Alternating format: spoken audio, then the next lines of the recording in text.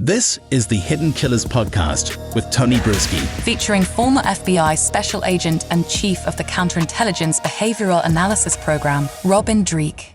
Is there ever consideration taken into any of this for the risk of suicide? I mean, you're talking about someone who is very, very high strung.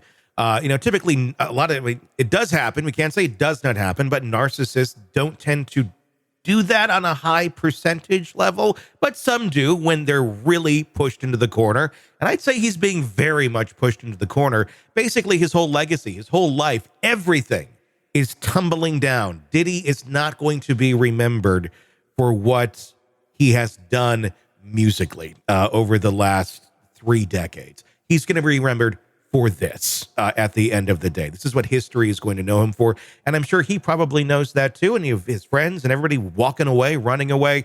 I would think that the risk is up there for something like that to happen. And is there an interest in going and getting him sooner rather than later, as this pile, this mountain of crap just continues to rise, and it will just continue to rise?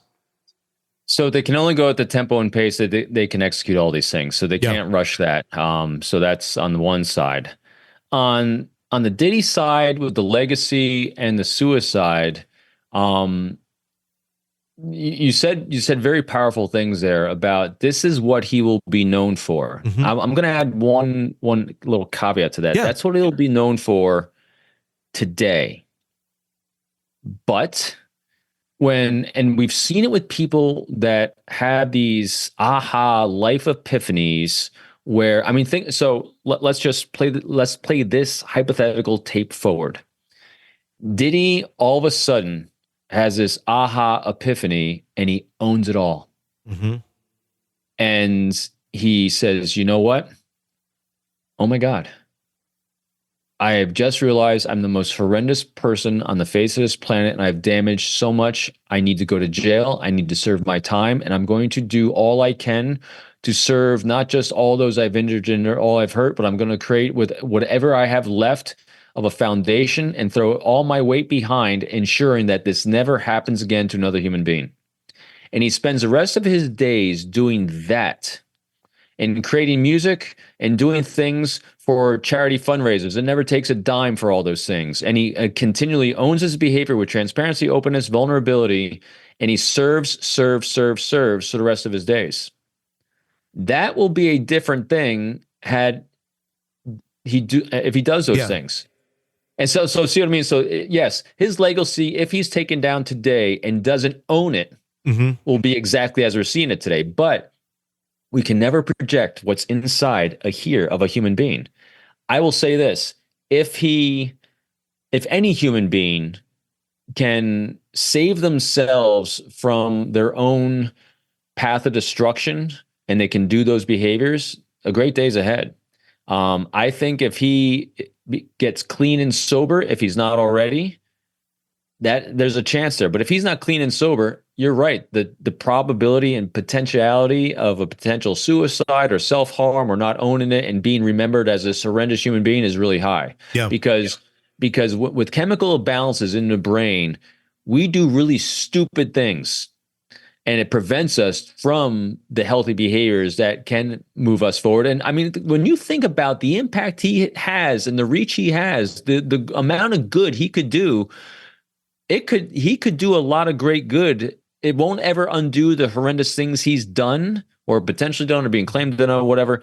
But he could make a dent and live a very, very wholesome, productive life for others. But time will tell, won't it? Time will tell. My question with that being, to go a little deeper on it, is if he were to do that, would it be coming from a place of genuine good, of I truly want to do good, or I truly need to do this to rescue my image? I need to do this so people look at me in this certain light, not just I'm doing this out of the goodness of my heart, but I'm doing this more because it's still all about me, still all about my image. And at the end of the day, if it's still all about him, but he does good, then good, whatever. That's all in his mind and how he's being perceived.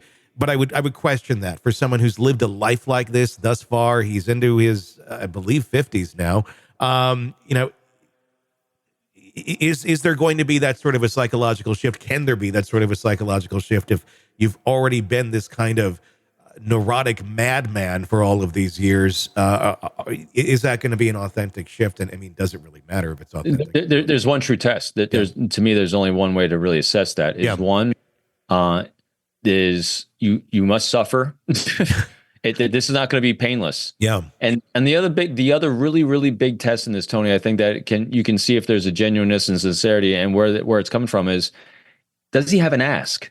Yeah. In other words, is he begging? Is he asking for forgiveness? That is so you're doing it because you want something. If he just does the act, shuts his mouth and just acts on the behalf of others and suffers and owns it, that is someone who actually gets it. But it's a very, very painful journey that he'd have to go through. What do I think the likelihood of that is? Low. It's very low. These things don't happen every day. It's why when they do happen, they do make us inspired, because when people, and we've seen it, these are people that become the most inspirational people that have ever come across. We've come across in history because they have fallen so far that they crash when they hit the bottom, and in all our minds they think that person should have been dead and destroyed.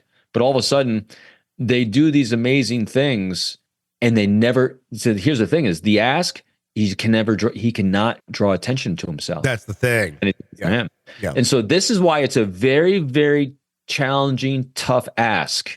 And then maybe in the final year of his life, when someone finally decides we need to interview him to see what it was that changed him, and he humbly presents all the things, only when asked, what he did for others without an ask, without a gain. Again, so as you see, Robin always is the glass half full of there's always a possibility of great things happening. What do I think the likelihood is? Well, let's just look at history. How often does this happen? I'm running through my mind. I'm trying to think of someone who's fallen with such a horrible thud for doing such horrible things and found a way back up. I wish I could remember who this was. I just read it in a book, and it was literally a very similar case where they fell so far, and they're accused. I'll try to. I can't. I'm horrible on remembering this name, but it was in one of the books I just read.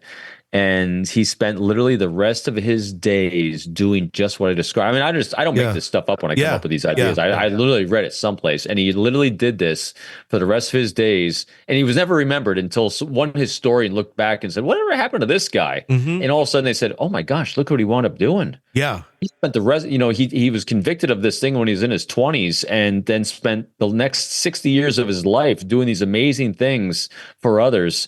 And we had no idea. It's going to be interesting. Again. I think it's going to happen? No. But if it did, we'd have one to talk about then. And that may inspire other horrible people to go and do good things. I don't know. Who knows?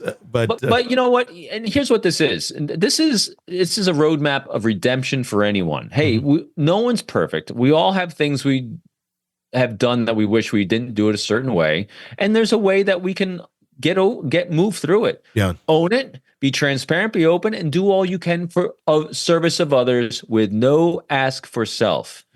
If people then become inspired to join you and be with you on your path, then it's their choice. Yeah. And that's what we can all do for each other and ourselves. Sick of the ads? We are too. Start listening with no commercials now and get access to all of our episodes in advance of everyone else. Become a True Crime Today Premium Plus subscriber on Apple Podcasts. Search True Crime Today Premium Plus on Apple Podcasts or go to our podcast page and sign up now. True Crime Today Premium Plus. Sign up now.